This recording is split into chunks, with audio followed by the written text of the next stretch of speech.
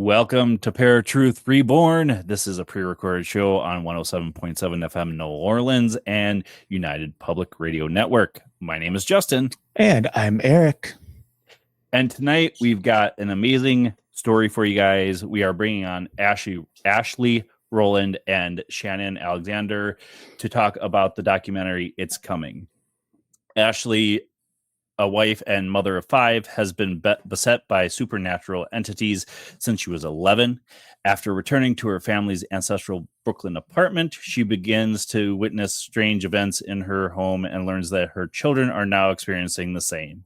As the paranormal encounters begin to escalate, Ashley attempts to rid her house and malevolent spirits along with specialists in the field. Ashley and Shannon, welcome to Paratruth Reborn. How are you guys this evening? Thank you so much. We're good. Thank you for having us. Right before Christmas, we're excited. Yeah. So, Shannon, both of you can answer this question. What made you guys want to do this documentary?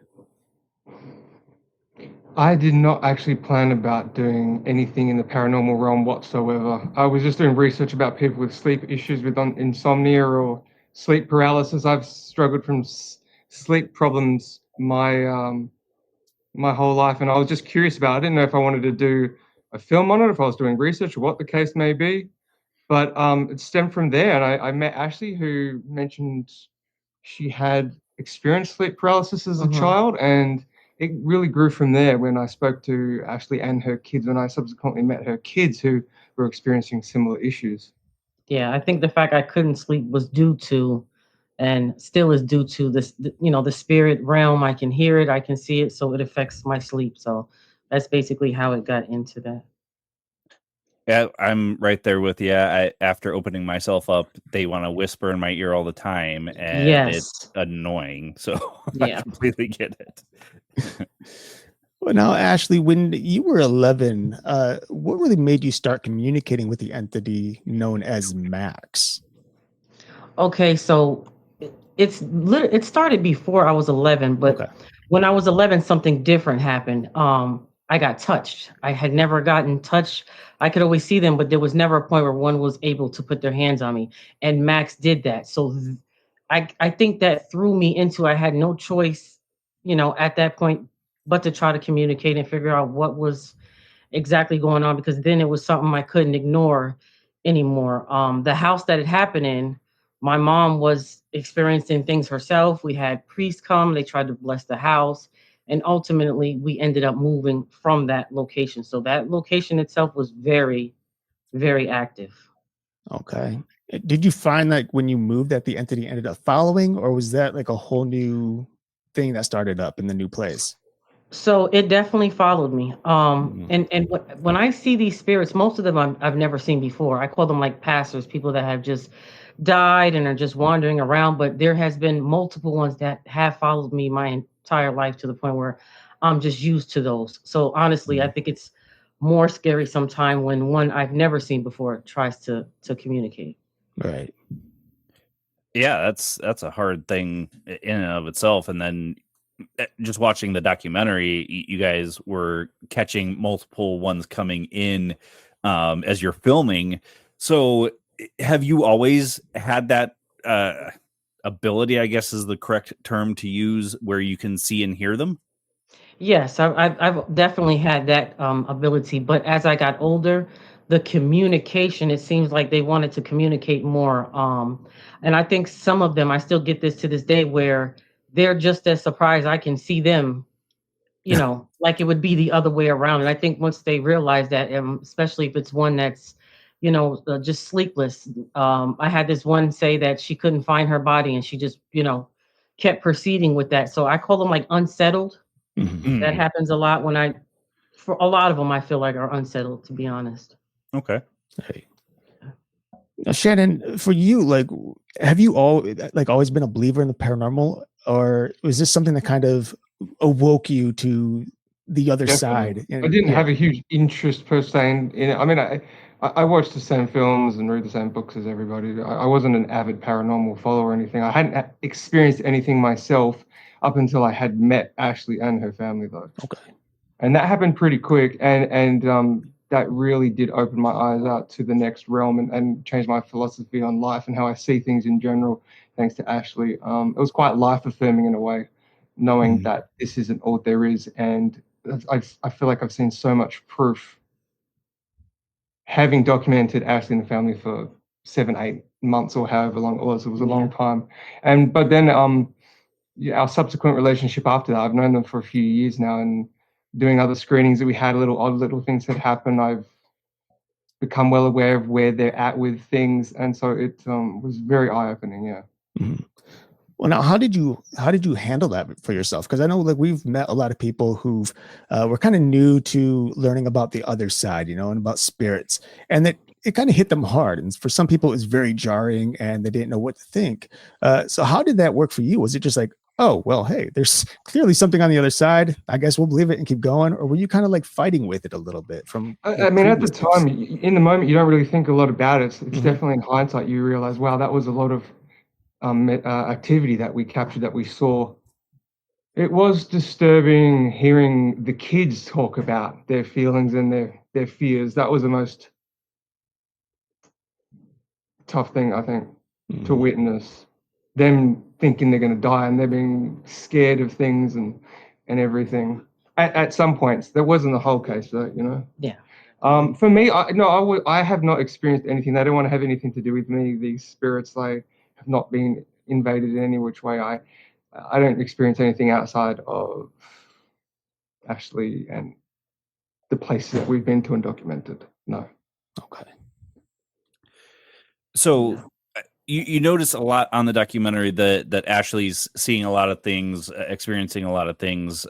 Shannon, when you were filming, were you seeing a lot of this stuff happen, or was it just mostly Ashley reacting? It was like 50-50, because sometimes I would have to review the footage to work out what was going on. I mean, there was an instance in the film early on where I saw something dash from one side of the viewfinder to the other while I was recording, and then I subsequently looked at the material, and it was confirmed that there definitely was objects flying across the screen that we had captured, like in the hallway, in the family's hallway of the house. Obviously, I witnessed equipment being moved, almost attacking Ashley in a sense. We had the mic stand, which was right behind us in one of the interview scenes, where Ashley was in front of me. You can't see, but we're in the living room. The windows behind us were shut. There's no breeze, nothing. I had it on a heavy-duty light stand, the microphone, and it almost attacked her. We've got that on camera. The noises I that remember we heard that at the scene. hotel, the gunshots, I heard all that. I did not see anything. I mean, I saw what I saw through, like, Chris the Demonologist's SLS camera, and what I would hear obviously as well through the spirit boxes. What's the other word for them? The EVPs. Yeah. Those devices. So I witnessed a lot, but I did not see anything with my naked eye or anything like this. Okay. And everything that was captured, like, on the camera, it's always weird for me because I see these as people, full body apparitions. So when I would point to things and then the camera would pick it up, it was kind of validating a little bit, because for me, it's always like, well, I can see them, but other people can't. They just see, things getting thrown, cabinets getting open. And every time I would proceed to talk about them, the activity would ramp up and, make it take even longer for me to get out what I wanted to say. Right. Yeah, that's what it seemed like on the documentary. I could tell that you were struggling really hard to get it all out, because there would be more entities coming in as you're talking. Yeah, definitely. I'm glad I did get through it, though, because it was almost like a war between me and them, because a lot of them didn't feel like I needed to be speaking to everyone like I was about it, but I just decided to do it anyway. And in that moment when Chris DeFlore, the demonologist, spiritual demonologist, and his wife Harmony came through with Ashley had seen things in the corner of the house, in the living room, and Chris's SLS camera was picking up on these same figures in the same corner, as did my camera. which recorded that odd ghostly shudder that went from left to right in the corner of the house. That was a So guy. that was like That was a three, guy, all these yeah. different interpretations of it. Oh. Actually, I do want to jump back to Max for a moment here, because Okay. in the documentary, you do have a medium come in and say that they can see or feel Max, and they believe him to be a spirit guide. Is that still the case in your belief? And in what ways has Max proven or disproven his intentions toward you and your family? I was never really with the complete idea of him being a spirit guide. She did come in, and I understand that she was trying to help. But I've always kind of been 50-50 with that. I've experienced a couple health issues, health scares in my life where, he did come right before that and say, I think you should get checked out, or I think, and it would actually be true. Right. So that would make you think, okay, well, maybe he is a spirit guide. But then other things would happen where I'd be thinking to myself, whereas he's a spirit guide, why doesn't he show up when all these bad ones are, surrounding me, and days where I stay up 48 hours with no sleep because they're just, walking in and out of wherever I'm at. And it doesn't matter if I'm here, wherever I go, it seems like they go. Right. And that's why we wanted to take the scenes outside of the house. While we went to the hotel, while we were shooting outside at times, to explain that it's not the house. It's actually... Yeah. Right. Well, and we've seen a couple of videos with your kids outside, or a couple of scenes, and we would see little things kind of fly by the viewfinder as well, which of course is very interesting, because most people do have their homes that are haunted. It's rarely the person themselves who happen to be haunted.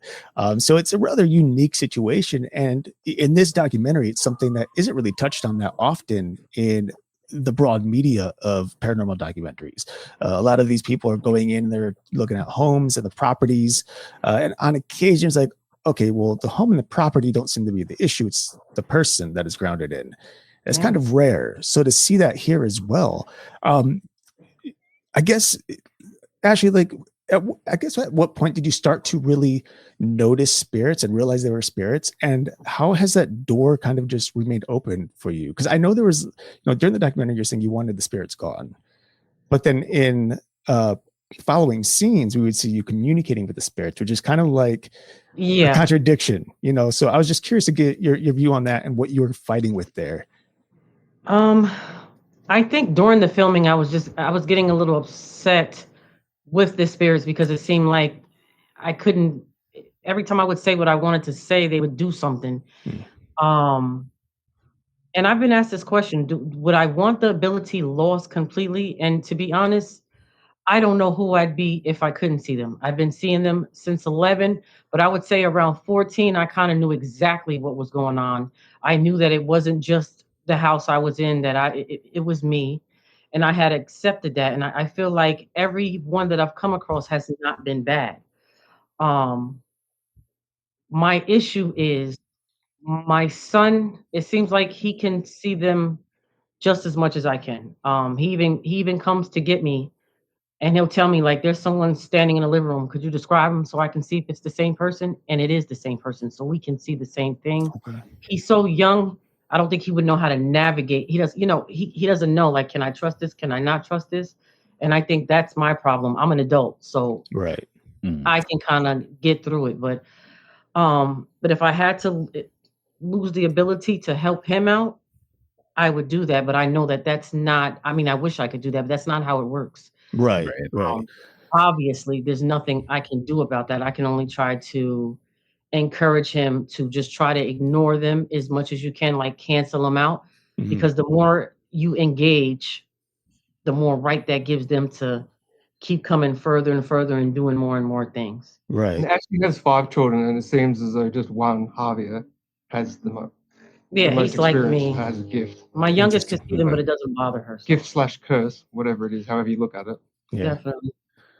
But also, like, right now, you're telling him to, you're kind of teaching him to ignore it so that, he's not so scared and he can just not worry so much about it. Yeah. there's a possibility, of course, that as he gets older, he may want to tap into his intuition and want to learn more about it. Like, how do you feel about that? Is that something you want to help ground him in, should that happen? Or are you trying to steer him away from that, considering all that you've been through? I think I would try to help him navigate, because obviously, if this is not something that's going to wear off, which honestly, I don't think it can wear off, I think I'm just waiting for him to get to that point where I know that that's what he's doing so that I can help him out. Because I do admit that this can be dangerous. Spirits can touch you, which I've learned, and I think that would be my fear. So I would try to help him navigate through it, because I don't think it's something you can just blink in, because there's days when I don't want to see anything, but I still do. It's not something I can do anything about. This is one of those tricky situations where even if I wanted to not see them, I see them. And I think it's going to be the same way with him, unfortunately. Okay. Now, it is fascinating that Javier is the only one that can see spirits, because I don't know how it works, but it seems like most women are the ones that have the gift, where men have to kind of work at it more. Women are more of a natural medium. Now, was your mom a medium, or could she see these things as well? Not a medium, but she has a lot of premonitions, and every time she does, they play out exactly how she said. Now, in the film, you'll see it was actually 3 of the kids. It was Javier, the youngest girl, and the oldest girl.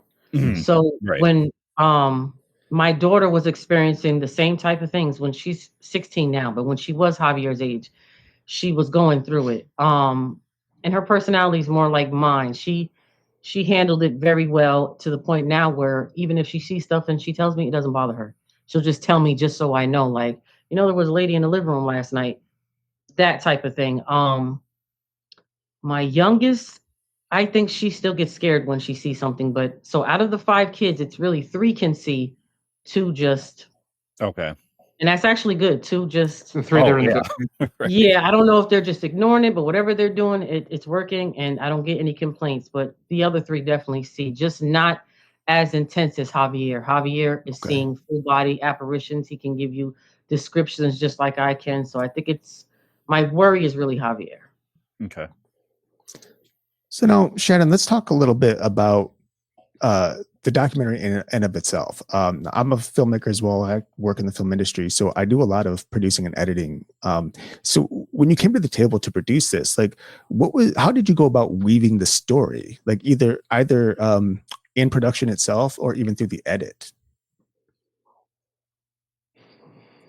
It played out as it played out. It was a big time commitment, wasn't it? Yeah. It was about following where they just happened to be at that time. It was serendipitous.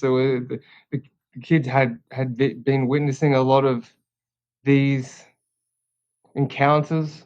They had a lot to talk about at that time. Javier would come to me and mention, "Oh, this is what happened the other day." He didn't even need to be prompted to a lot of the times. He would come to us and say, "This is what I wanted to talk about." Ashley was obviously going through something. She was worried about the kids. So the timing just happened to be right at that time. And we jokingly said that we don't want a sequel because it was a difficult time back in 22. And things seem to be plateaued a little bit. Or, Ashley's still saying things. The kids are still saying things. And we don't want anything to go worse or any more difficult than it has been in the past. Right. Mm-hmm. That's fair. Look, it was very unplanned. It was supposed to be fly on the wall style filmmaking. Okay. It is a documentary. Right. We imposed certain types of structure where Ashley would desire certain specialists, quote unquote, in the field to come and help out, other mediums, other people to help Ashley out. So that was planned. We did want we attempted the eradication of it. That didn't altogether work, it appears. But Ashley had a clear-cut goal in this, which was to prevent the kids from, what would you say? Just to prevent them from so much like engaging. I can't stop what they can see, but like just the engaging part, because I felt like if they became like me and gave these things the conversation that I give them sometime that maybe I shouldn't, I didn't want the things like in the film where I got scratched. It was more like a scratch burn. Things like that happen to me sometimes. Like objects flying against you and things. Yeah, it seems like a lot of them dislike me and they do things like that, and I didn't want it to get physical at all. Do you think they dislike the kids though? I mean, the whole kitty situation goes deep. Dislike kids. I'm not sure. I don't know. I don't think. No, because I can't. None of those things like scratches and all that happens to me. It doesn't happen to the kids. It hasn't happened to them, has it? No, Not really. But me, it's all the time. Well, now you did go about trying to eradicate the house, and you had the medium use sage multiple times in Palo Santo, it looked like, and then you had a couple of people come in and tried to cast the spirits out, which seemingly didn't work. Did you see any sort of relief at all from those, or did you see a ramp up in activity? And how did your emotions even affect some of that stuff? I think my emotions were all over the place based on how it was going at the time, because when the demonologist first left, it was quiet for a while. Mm-hmm. It was quiet for a while, and then little by little, it would start again. I think we go through that period where sometimes it's every day for 7 days, and then I might have 5 or 6 days where there's nothing. Well, like when the medium came, then the fire brigade had to be. But the medium, when she came and did the sage, it definitely got worse. It got worse. Yeah. It got really bad until the demonologist came in. I even had a guest that came over and it threw something directly at her. I mean, there was no way you could think it was anything else. And she was like, I'm never coming back there again. So, right. Yeah. You seem like the weird person, sometime, but it's what I lived through. I hear you there. I'm always seeing or hearing something, or I get premonitions too. And my wife will be like, "You're reading my mind." I'm like, I can't help it. I know. Definitely. Now during the documentary, the demonologist gets a message saying, "Tell them about the last case." Did you ever find out what that was? Later.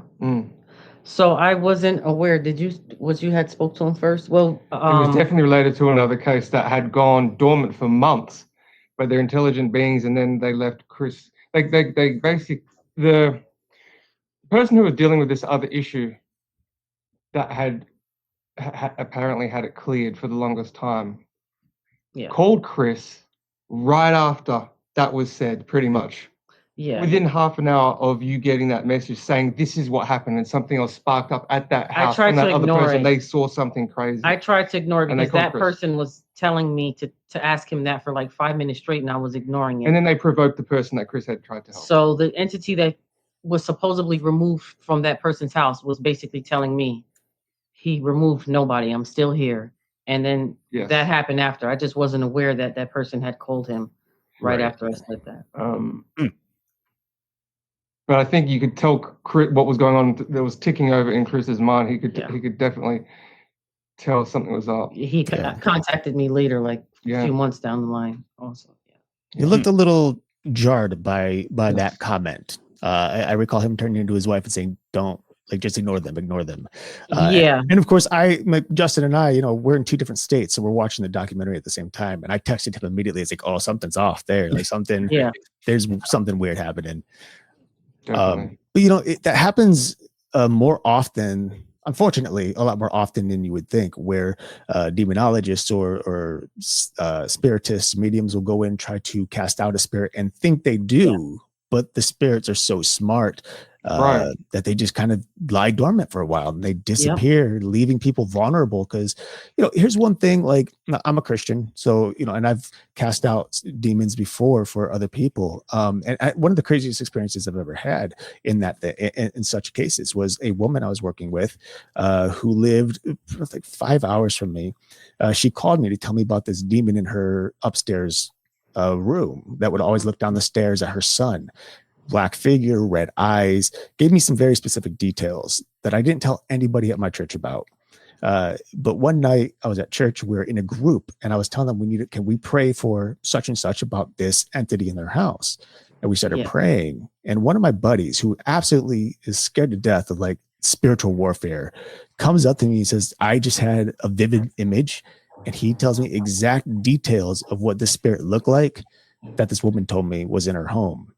And I was like, it's just amazing, like how things like that happen, how, you know, it works through through this like spiritual atmosphere and tells people, you know, shows people things. But yeah, it's just crazy where some people, unfortunately, sorry, my cat is getting a little crazy over here. So there's this piece of scripture where it says, when you cast out a spirit, it'll sometimes roam the earth looking for a new place to stay, comes back to its original home and finds it cleaned up and brings with it 7 more spirits more powerful than itself. And the idea of that, of course, is whoever's home it left or person that it left, they didn't replace that energy with something positive and light, and stronger than the spirit. And so people, when the demon leaves, or whatever spirit leaves, and somebody doesn't replace that energy, it's just an empty vessel. And these spirits just lie dormant and are like, okay, cool. Now we're free to roam again and make things worse than they were before. And I see that a lot, actually, unfortunately. Just people get deceived in many ways. Yeah. Did that demon get exorcised eventually? The one for the woman? Yeah. That so great. We had another session about a week later, and she ended up calling me. I think it was probably like around 6:00 at night one evening. He's like, I walked into my house today and everything felt relieved. Like there was no energy in the air. My son said he feels a lot better. And like, I haven't heard anything from her since, like, which is great. Like that's a good thing. You don't want to hear from people that you've worked with and saying, oh shoot, it's back. And the fact that she hasn't, at least I hope, you know, it didn't come back.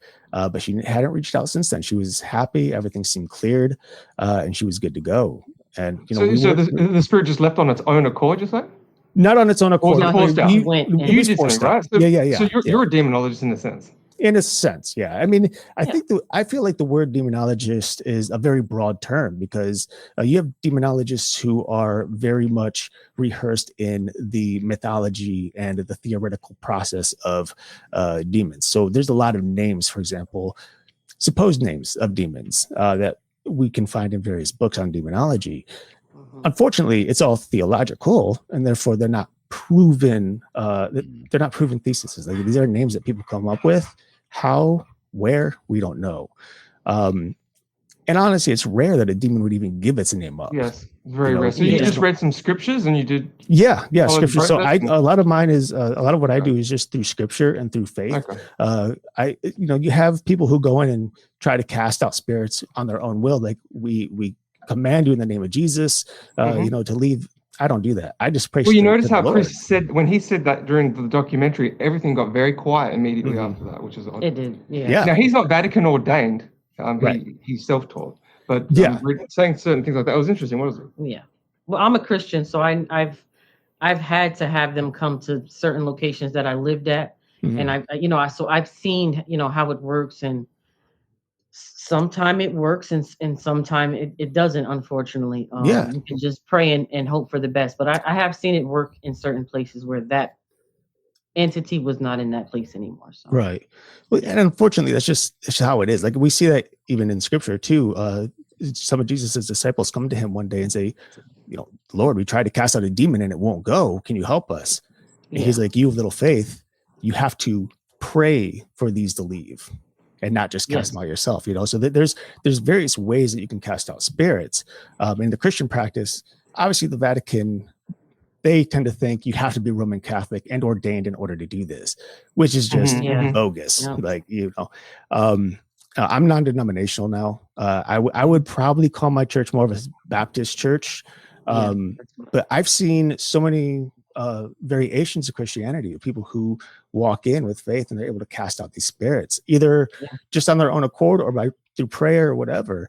And unfortunately, like I think so many people are like, we're going to go to Catholic Church. And the problem is you have to, Catholic Church has to do their own research. Process. They need to come in and interview you. They have to it's more trouble than it's worth. If you can find something that you trust, who you believe can help you, then that's the much better process to go. Because the church, they're going to try to be like, okay, how do we just prove that this is a demonic entity or something evil before just coming in like, hey, let me help you out. and help try to cast us out. True. That's true. Yeah, it was difficult to find them in the beginning, and I did speak to one Vatican ordained priest, Father Carcetti, I'm not sure, but they were too busy, and they had stopped doing this. But like you said, it's a lengthy process, and they were in another city, so we ended up finding Chris DeFlori, who did a good job, and has been inundated himself with many calls internationally with people dealing with similar issues, and there's not enough specialists to help all these people that claim that they have these afflictions. That's unfortunate. It's in a way I feel like it's almost a dying practice, especially when we move, like when you consider 2024, where the increase the demand is on the rise. Yes, 100%. And one thing that we're noticing, especially with like the younger generations, they're into the new age stuff, so they're tapping into spiritual things for fun. It's like when I was growing up, I'm 38. So when I was growing up, you don't touch Ouija boards, you don't do this, you don't do that unless you know what you're doing, because you open a door that, I grew up in a house that was haunted. So I spent nearly 38 years with various entities. I went through 3 months of demonic oppression, which is what ultimately led me to my faith in Christ. But nowadays people do it for fun, and then they post it online. And people start watching them. Yeah, They don't close the door either. And they don't close the door either. And then you have these people watching online, and what's happening? They're opening the door spiritually just by watching it, because now they're starting to think, oh, wait, this could happen to me. Is there something out there? It's really not a good idea. Even for the film, it wasn't a good idea. What it was they were doing so much. And the entities that were coming through, I knew they weren't good because they wouldn't say anything. They wouldn't. I think I was just so upset. And I said, well, maybe I'll get answers that we can capture this way. Right. But honestly, no, my family wanted to strangle me because they know that normally, I wouldn't do that, because for me, I can see and hear them clearly. I don't need that. But for other people to see, the spirits that are around me, that was the reason for that. Oh, for sure. And I mean, I personally, it's a strong temptation for myself as well. Like sometimes I want to go out there and capture, like we used to be paranormal investigators. We had a team. We haven't had it in years.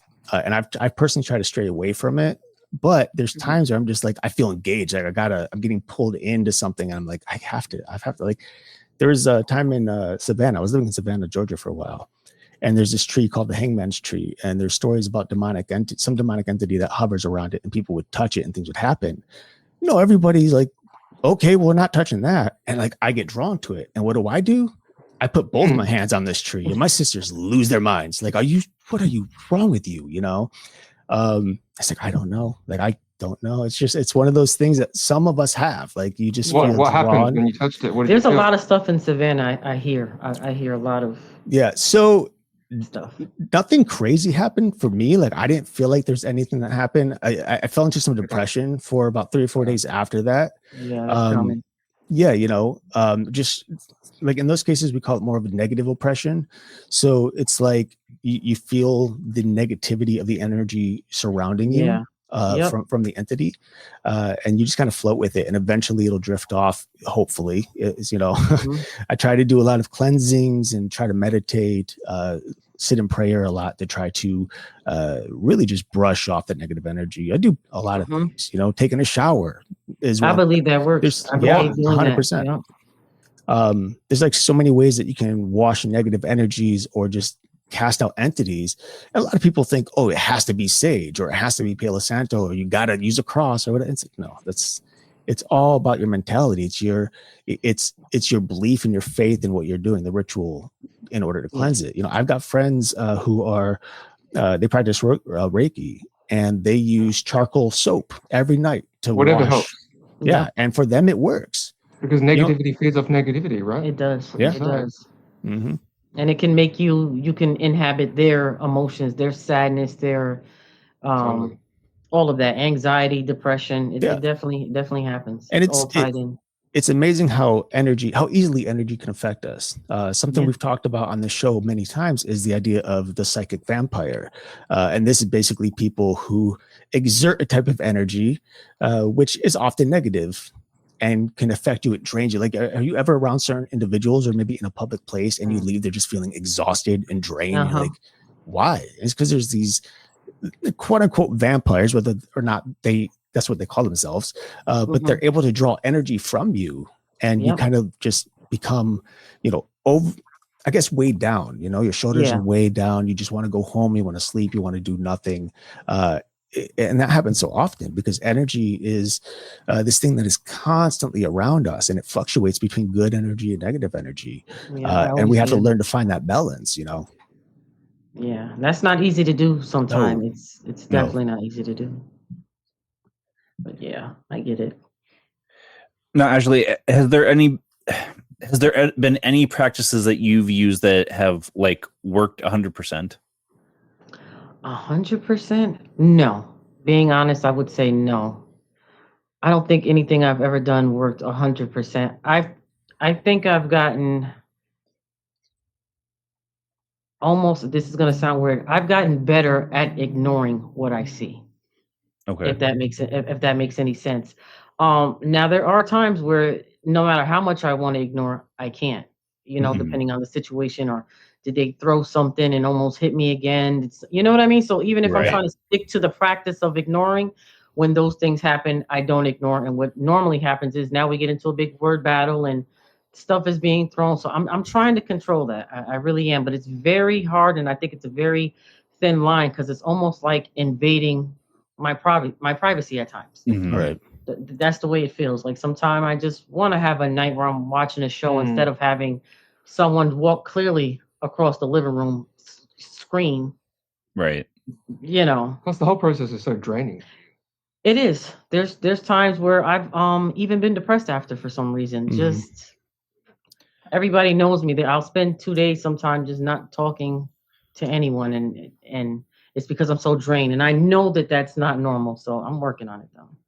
Well, yeah, I feel that I'm the same way, especially if I feel something around. I'll feel drained afterward because I'm trying to tell it, I'm trying to go to sleep. Leave me alone. Yes.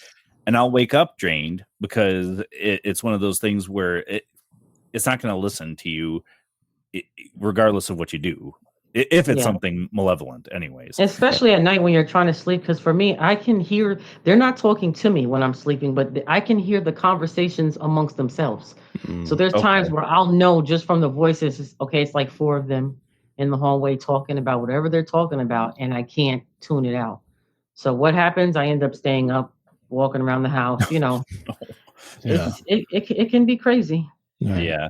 Well, something that Eric and I were texting about while we're watching the documentary is at one point you're hearing some children voices and whatnot, and you're even seeing children, and something that both he and I both have kind of learned over the years, that if it's demonic or a malevolent entity in any way, they're going to use something innocent to try and get to you to communicate with you. So what have you done to, other than ignoring it, to try and get them away from your family specifically? I mean, you as well, but I know you want to protect your kids on top of it. Well, I've learned, like, recently I would read different Bible verses, out loud. And that would seem to work, at least for the time being. But there are 2 children who have followed me, I want to say, for the past 4 years. So in my mind, that's very conflicting, because I'm like, well, if it's something demonic disguising itself as a child, why do it so long? So then the human part of me is saying, is that a child? Did something happen to this child where, I'm a mother.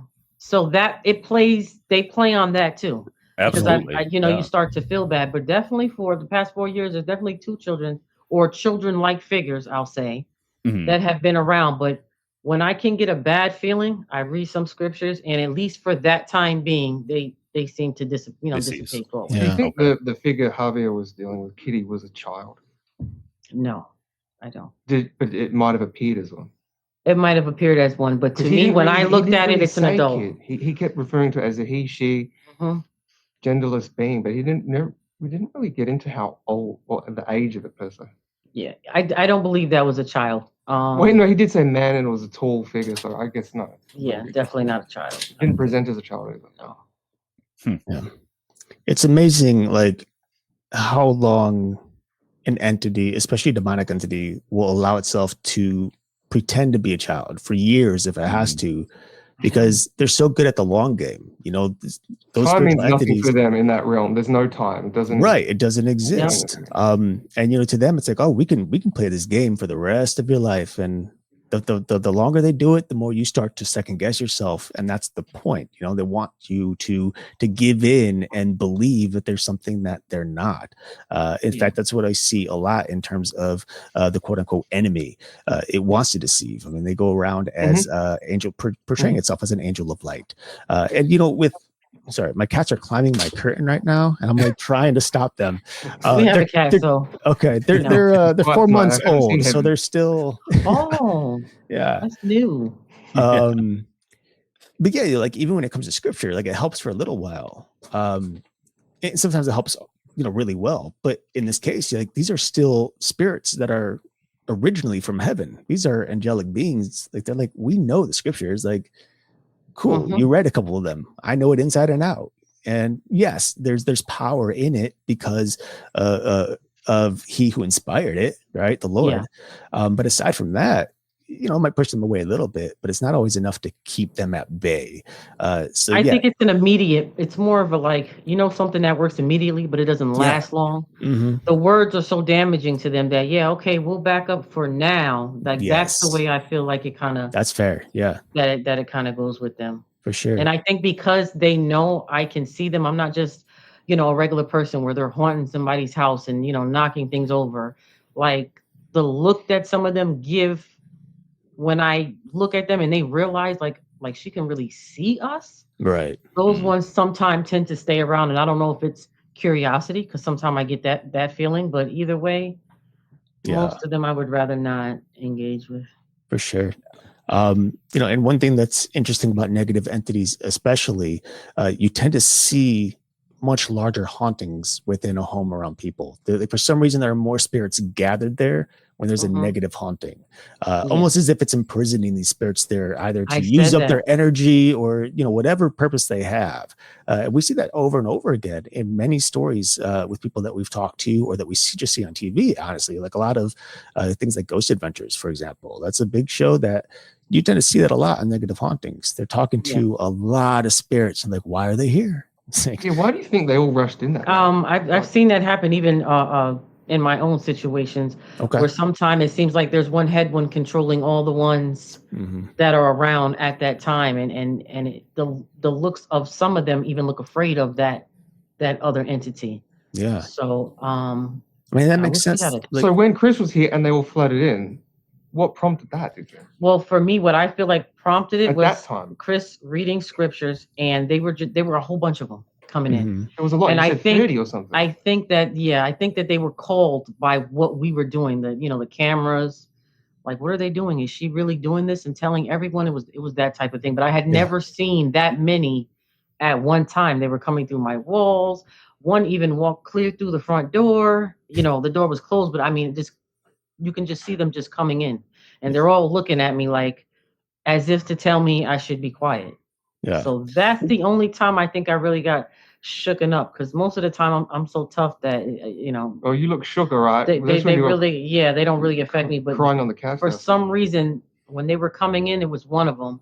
Her name was Caitlin. I could feel her sorrow, almost like she died from something very tragic. That tends to happen to me too. And Madeline, James, there were a few of them. I actually remember names. That's how weird things get for me sometimes. But when you see certain ones that you've seen before, I remember who they are. Okay. Now, there was a moment, one of the scenes in which you're on a rooftop with the medium. I apologize, I forget the medium's name. What was it? Sole.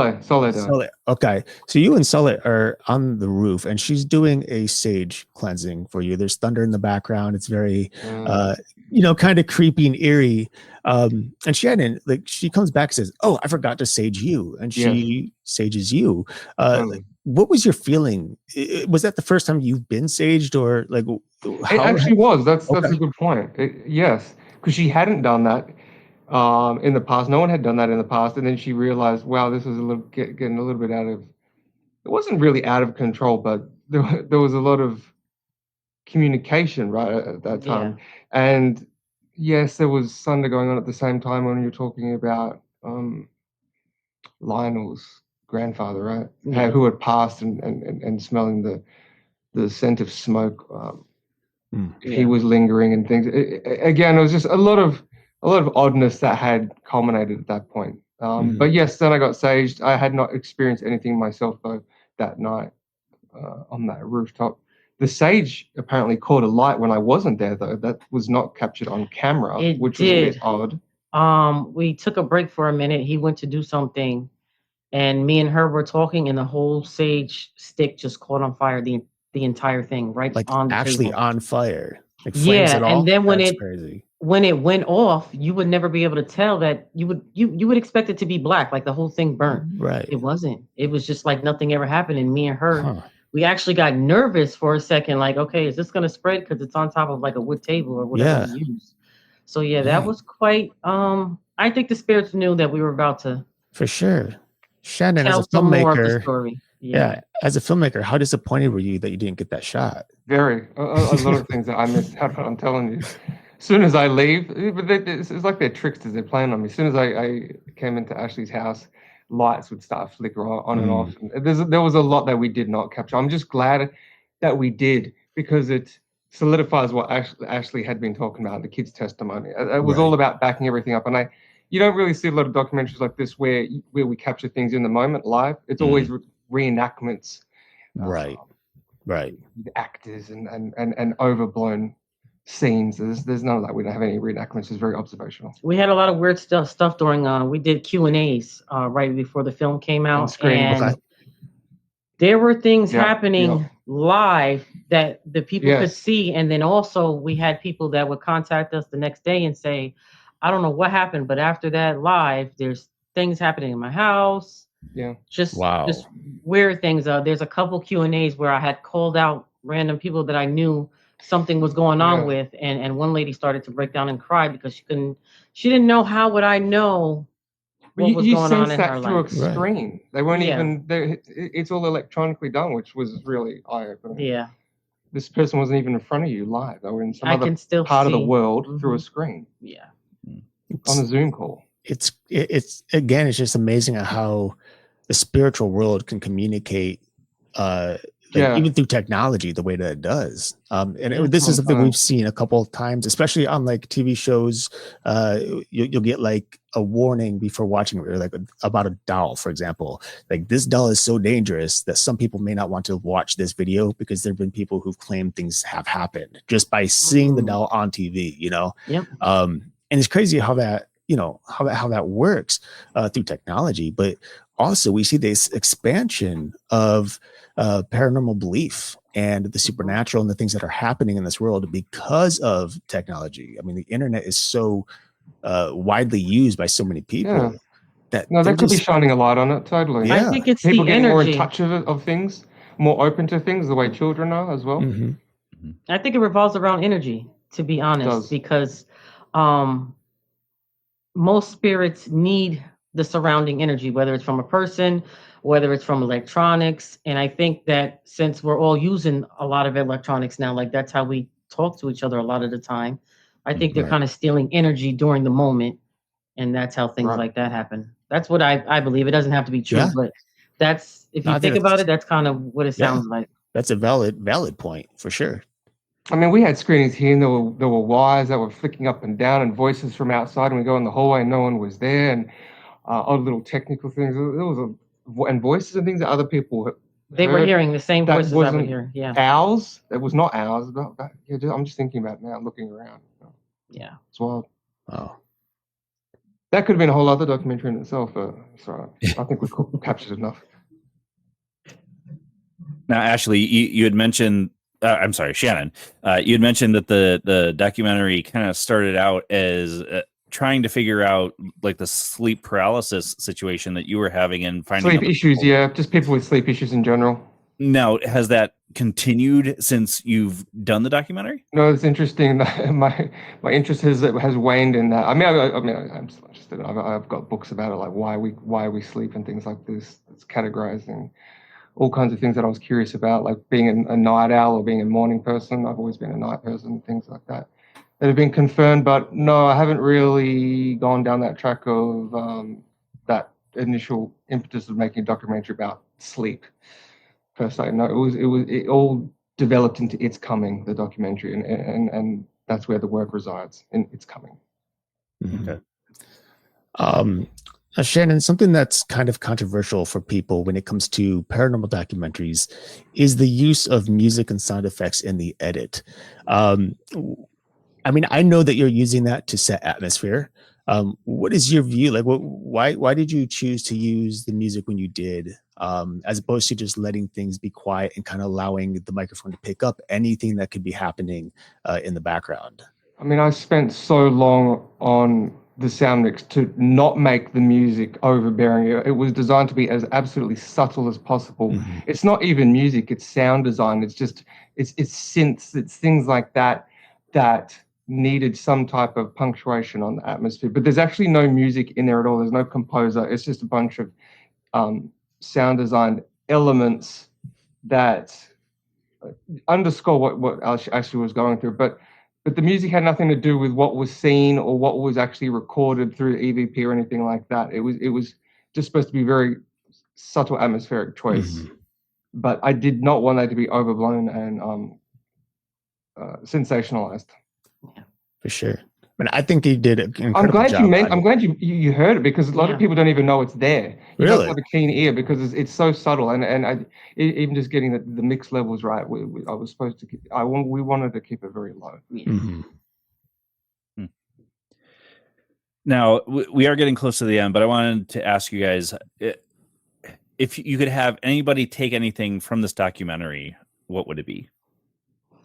I've been asked that a lot, and I say the same thing. What I went through when I was younger, a lot of people have no one to talk to about it. You sound weird. People think you sound crazy. So I realized that after the film was out, a lot of people felt like they felt comfortable, even just, writing me and telling me about it. So I just hope that it reaches people who might be going through the exact same thing. There might be a mother or a father who has no problem ignoring them, but now they're messing with their children. Like, right. There's avenues to get help. Like, you don't have to feel like the weird person because you're actually seeing what you're seeing. So I just hope it would change some people's minds as far as getting it out there and telling their story. And that's what I would like. And we aren't alone entirely. Mm-hmm. It's not all negative as well. It's a lot of it's love and light still. Yeah. I've got a lot of people that have wrote after they've seen it, was like, I really like that. And they would proceed to tell me, little stories that have happened to them. And that's a good feeling, because they felt comfortable doing it. And before watching it, they didn't. A lot of people have experienced things. Yeah. But you've experienced a lot more, I think, what you've gone through. It's very interesting, I found. I hope people find it as interesting as I did. Like I said, I was not from the paranormal world. I was just amazed by what I had seen, what I had heard, and what during the course of those several months. It was wild for me. Mm-hmm. So hopefully that's contagious. They are a real family. It is a documentary. It's not a mockumentary. It's not written. They're not actors. Actually, it's a real person. They're all real people. So we need to emphasize that this is entirely real. Mm-hmm. What we captured was what we captured in the moment, in camera. Right, for sure. So now that the documentary's out and you're doing publicity still here, obviously you're with us. But what's next for you guys? Like, is there a next? Well, like we said, hopefully there isn't a sequel. Yeah. I've got a lot of people that have written, they want a book, just they're interested in more stories that have happened in my life from 11 leading up to 38 now. Absolutely. So, there's that. There's people that, have asked me to come on shows and talk about it. And I have no problem doing that, if people really want to know. So right now, I think we're just taking it step by step, because I don't think when we did this, I expected it to, reach as many people as it did, but I'm glad it did. Yeah. Good. All right. Well, we are getting close to the end, so I wanted to give you guys a chance to tell everybody where they can find the documentary, trying to get in contact with you if they want to talk about their own situations with you. The mic's all yours. Right now, Amazon Prime, Apple TV, Fandango at home, YouTube, Google Play, DVD as well. It's actually on DVD, which is interesting, and cable. Yeah, if you have smart TV, which everyone does now, you go on Roku, you'll see it. If you just type it in, you can see it. And my email, I have an email, rolandashley61@yahoo.com. If anybody has any questions or things like that. Awesome. And it's the hashtag is it's coming film on all the social media platforms. It's coming film. Yep. Okay. All right. Yeah, I'll make sure I link all of that in. I'm going to put you guys in limbo for a second while we finish out the show. So hold on tight, and we'll be right back with you. All right, folks. That was Ashley and Shannon from It's Coming. Definitely a very interesting documentary, and you don't get to see this very often, especially even in like the ghost hunting shows that Eric and I grew up watching. You don't see the life that people are having dealing with this stuff. It's just the ghost hunters go in there, do their thing, and leave. Right. Well, you figure a lot of, the ghost hunting shows are strictly entertainment, and unfortunately there have been certain individuals such as Ghost Hunters, the original, who were thrown off air for faking evidence. So it is really nice to see It's Coming to be very open to the family orientation of the spiritual warfare, like what's really happening, to see how real people are dealing with the day-to-day life of being inflicted by entities like this. So it's definitely really, for me, it was a really interesting take, and it was a lot of fun. And I use the word fun loosely to watch, but it was really cool, and it's interesting to see inside of Ashley's life, and everything that Shannon shot, all the interesting things that popped up in the viewfinders. I know you and I were jumping left and right, texting each other like, "Did you see that? Did you see this? Did you see that?" Which is really cool because these are things that are happening at the time, in real time. So if nothing else, I think this is a documentary that can really make those who are maybe skeptics kind of start leaning towards the belief aspect of the supernatural. Absolutely. All right, folks, we've got a lot of great stuff coming up for you. Like we mentioned last week, that we are trying to collect stories from, or I guess that was 2 weeks ago, collect stories about people having cryptid encounters and whatnot. I included the link in the show notes. I'll include it again here. If you have a story, we're trying to link it by state. So definitely get in there. Tell us your story. It's just, we want to get the information out there.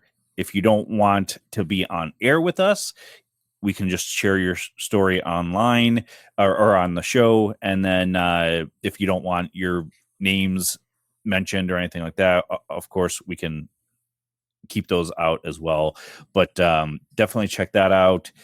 Anything I'm forgetting before we go? That's it. All right, folks, again, this was a pre-recorded show on 107.7 FM and United Public Radio Network. Until next week, where you'll find us same time, same channel. My name is Justin, and I'm Eric. Peace.